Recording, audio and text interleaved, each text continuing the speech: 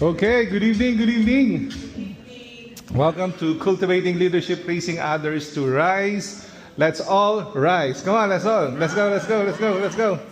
Let's form a big circle in the middle, let's go. Let's all go in the middle, all in the middle. Let's form a big circle.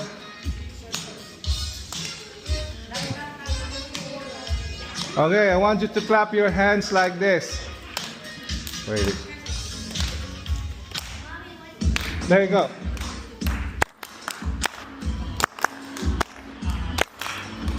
Okay, form a big circle.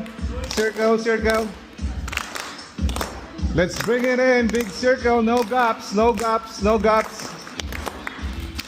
No gaps, no gaps, no gaps. Form a big circle. Come on. Everybody inside the circle. Let's go, let's go. Let's go, let's go. Everybody inside the circle. There you go. Everybody inside the circle. Let's go, let's go. No gaps, no gaps. Now raise your right hand, raise your right hand. Then face to your right, face to your right. Now, arms in front of you like you're reaching forward. No? And then I want you to massage the person in front of you. Come on, let's go. Massage, massage, massage, massage, massage. Head massage, head massage, head massage. Neck massage, neck massage. Shoulder massage, shoulder. Waist massage, waist massage. Okay, stop, stop. About face, turn around, about face. Arms forward, arms forward. Massage the person in front of you. Come on, come on, come on. Head massage, head massage. Neck massage, neck massage. Shoulder massage, shoulder massage. Now waist massage, waist massage. All right. Before you go back to your seats, tell the person in front of you at nasa likod mo, tell that person, all for one. There you go. Thank you, thank you. Go back to your seats. Thank you.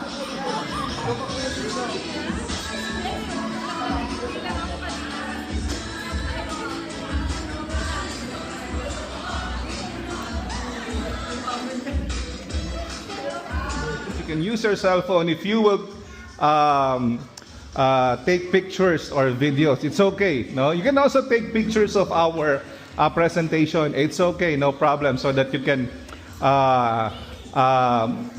ma-document yung learning. Okay. So when somebody is speaking, we will all listen. Okay, and participate in all activities. Tell the person next to you, let's have fun.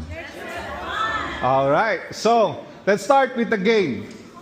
So count 1, 2, 3, and then 1, 2, 3. So Pastor Bert is 1, 2, 3. 1, 3, 3, 1, 2, 3, 1, 2, 3, 3, 2, 3, 1, 2, 3, 1, 2 si Pastor Ray. 1, 2, 3, 1, 2, 3, 1, 2, 3, 1, 2, 3. All number 1, raise your hands. Go here. Your group 1. All number 2, raise your hands. Go here. Your group 2. All number 3. Go here. Your group 3. Let's go, let's go.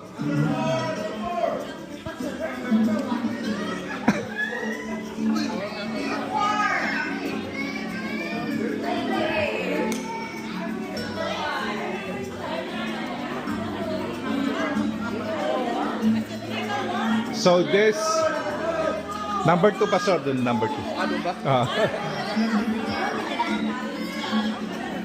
Okay. I want you to choose your team captain. Who's your team captain? Team captain. Team captain. Come on. Team captain. Team captain. Represent. Something that I want to share na natutunan ko is being a leader means you have to set an example. Not just sa church, pero especially sa bahay. So when you're a parent and you're trying to lead your family, your kids, and as a husband, I also need to lead my wife. You need to set an example na you set a high standard na sabi nga yung discipline should be first. Yung first action, hindi yung after, hindi yung punishment. Yun yung mga natutunan ko na dapat ang bata kasi natutunan nila kung ano yung nakikita nila yung gagayahin nila. So it's also gonna be applicable here sa church. So bilang leader, you need to come early, come prepared, di ba, sa instrumentalist o sa worship leader. Not just, yung bigla ka lumubunta, dito ka pala makakapa ng tutugtugin nyo. You need to come prepared, be prepared the whole week, not just your skills, but also your heart. You need to be prepared spiritually, you need to do your devotions every day, showing that you really love God, and that you are a real Christian, you have a relationship with Jesus Christ. So yeah, thank you. Amen. Thank you, Alvin. Next, Group 2. Kaya niyo yan.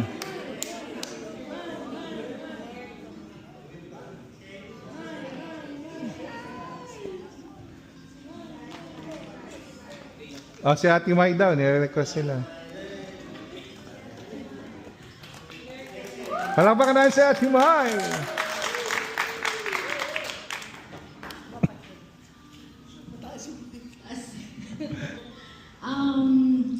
Any question? So, I just want to share. I think what I learned, maging kumukha ni Rafiki. O ni Simba. Well, magiging effective leader, we should have we know what's our purpose. So I'm just thankful God brought us here. Not just me, but I could speak on behalf of my whole family, Viz and Marla and Michelle. And we have really seen God's presence in this church, in La Pilnas. Talagang si Jesus lang ang bida. Amen! Amen! And thank you, Lord. Ako ba no? sa lahat ng pinakita niya sa atin. That no matter yung mga pinagdaanan natin, what we have witnessed, trials, people come and go. But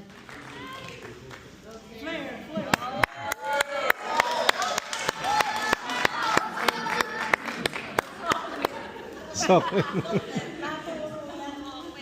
Nasabi ni May. What I've learned today is when you serve God, you need to know your purpose. Because if you know your purpose, it comes out naturally. And we are all called to lead. Not just to be a follower, but also to lead. It's so easy to feel small when you are asked to do a task. Pero when you know your purpose, it comes out naturally. One thing I also learned tonight is yung word na integrity. Akala ko kasi integrity, maging principled, you go with your values. But tonight, it had a different definition. And that integrity is having God with you. And I think it makes things different when you do things with integrity. And for me, parang, integrity pala, God is with me. So when we serve, when we become leaders, we put God first in our lives. And I think whatever you would plan, as long as inuna mo ang God, then it will be easier to lead other people to God also.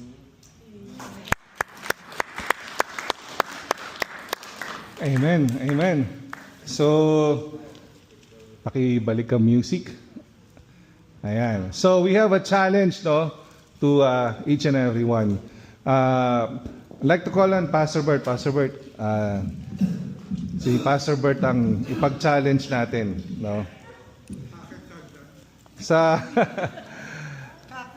this February, no, yung team natin ay pupunta sa Pilipinas.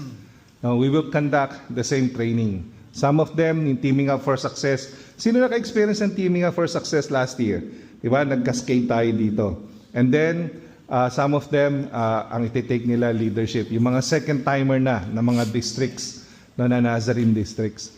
And we will be going, no, with Tyron and Dave and Ate LV and some of you guys will be in the Philippines. Please join us as we as ako ay magpi-preach doon sa church ni Pastor Sunday, sa church sa Montalban. Kung sinisipag-sipag kayo, punta kayo sa Botolan, magpi-preach si Pastor Bert doon. So ito yung challenge namin, no? So we warmly invite those who have been encouraged and blessed by today's seminar, una-una to prayerfully consider sponsoring a future session. Our hope is that more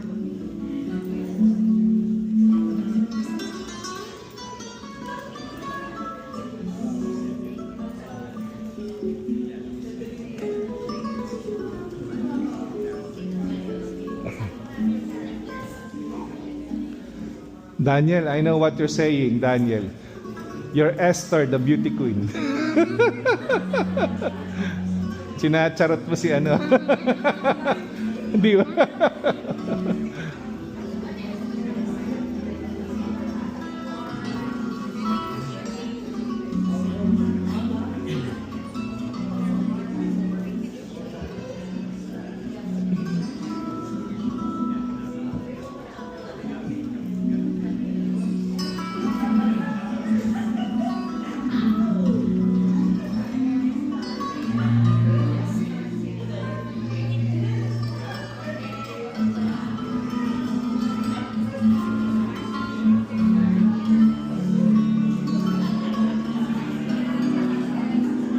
May coins ka, love? Meron si Brielle. You can ask from Brielle.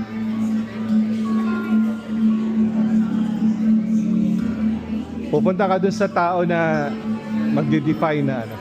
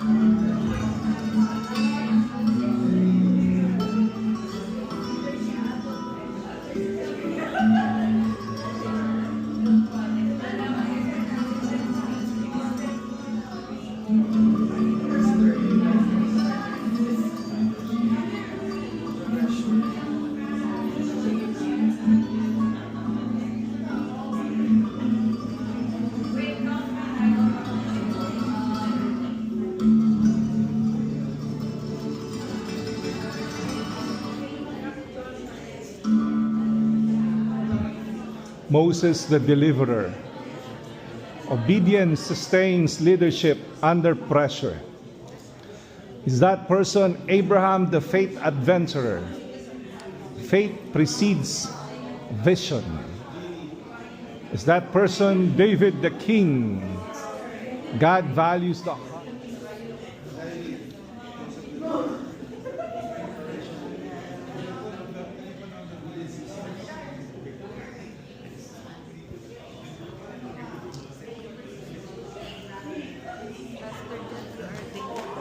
David the king. Wow, thank you. Kayo pa ang pinaka-relatable mo, Pastor. Amen. Thank you. Doesn't matter kung kayo pa ang sino. Very, easy to talk to. Thank you. Thank you.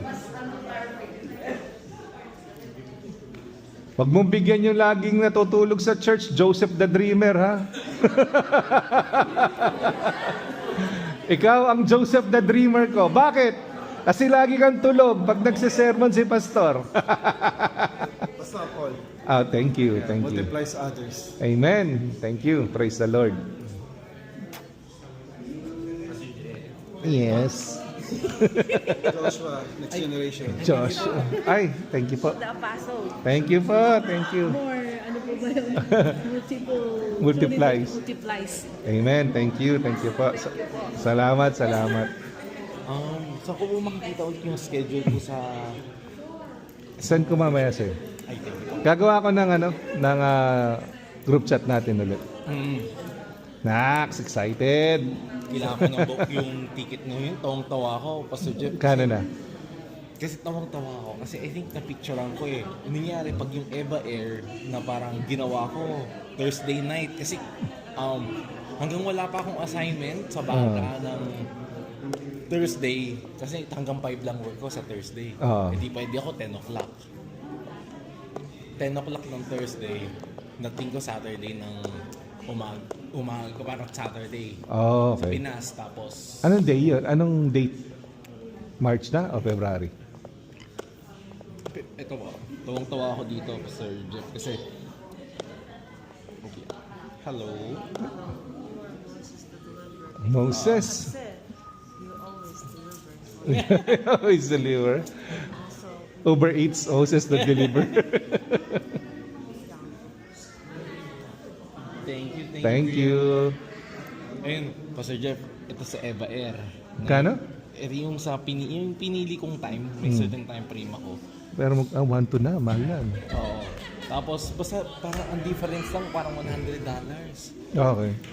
E di sabi ko, might as well magpal na lang ako para dire-diretso. Pal ka na lang. Oo. Sandaan lang difference, pal ka na lang.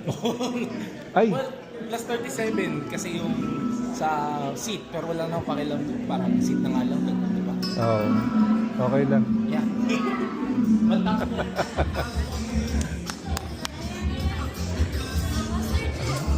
Number 1 po kayo sa akin. Number 1. Moses the deliverer. Thank you. Moses the deliverer, Uber Eats. Yes! Let's go, family picture.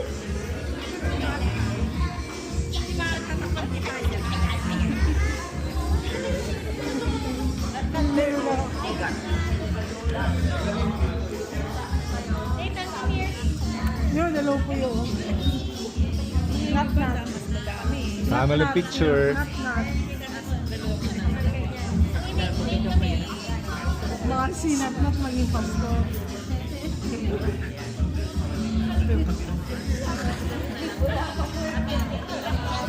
Picture.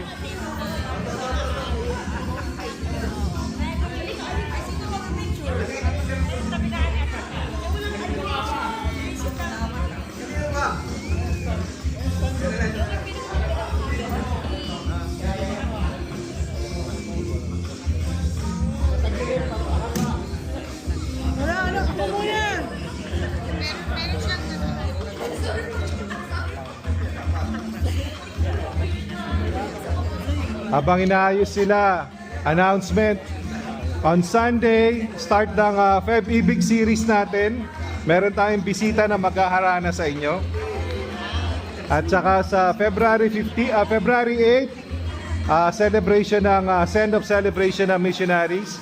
And on February 15, meron tayong kasalang bayan. So, dalhin nyo yung mga jowa ninyo at inyong mga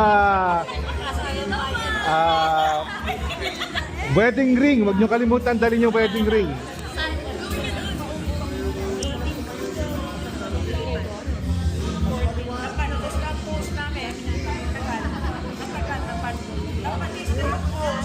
Okay.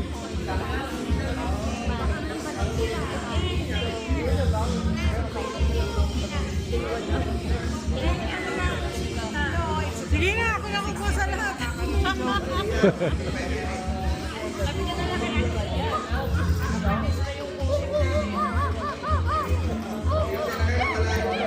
Sige na. Ako naman ang picture niyo.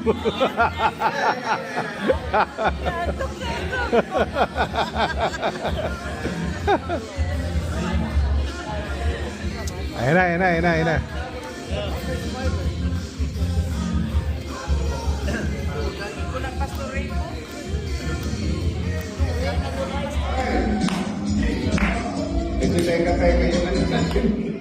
Okay, for the first question, what the Philippines' oldest church. So you go there, you go there. You go there. Okay.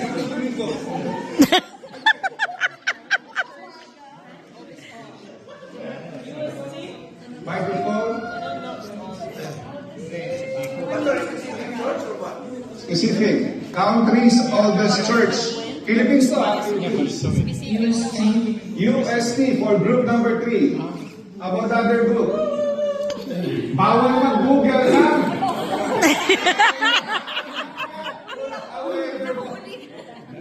Bawal mandaya.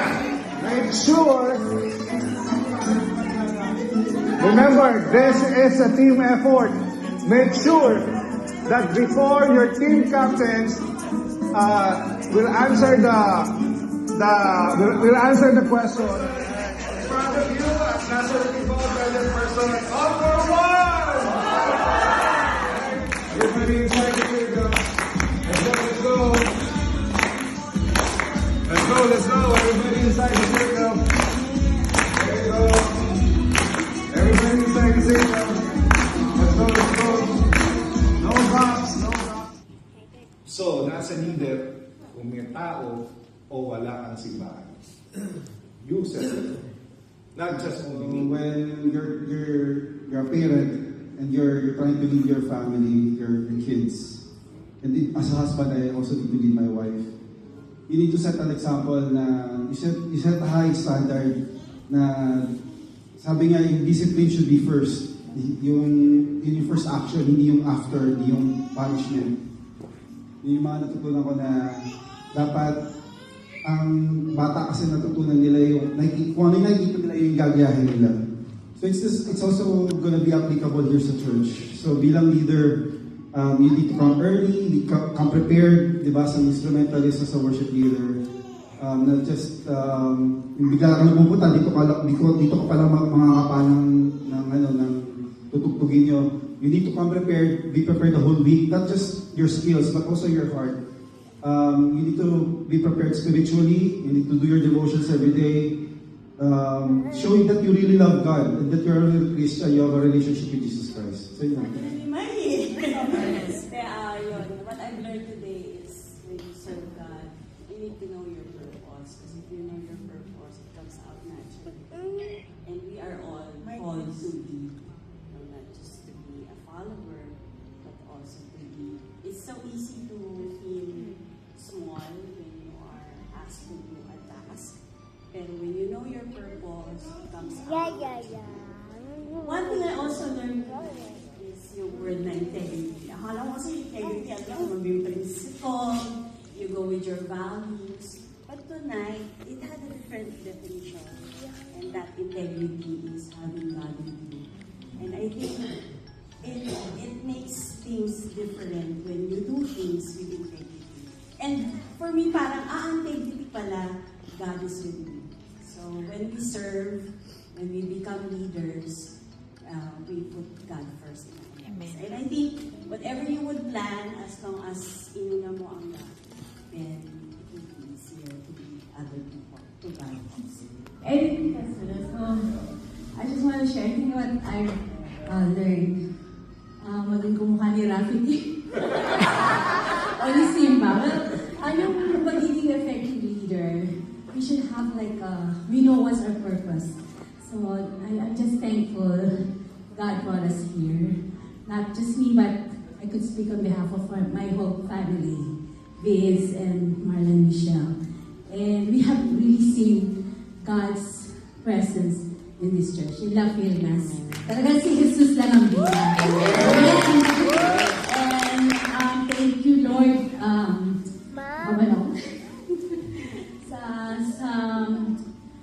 sa lahat ng pinakita niya sa atin. No matter yung mga pinagdaan natin, what we have witnessed, trials, people come and go.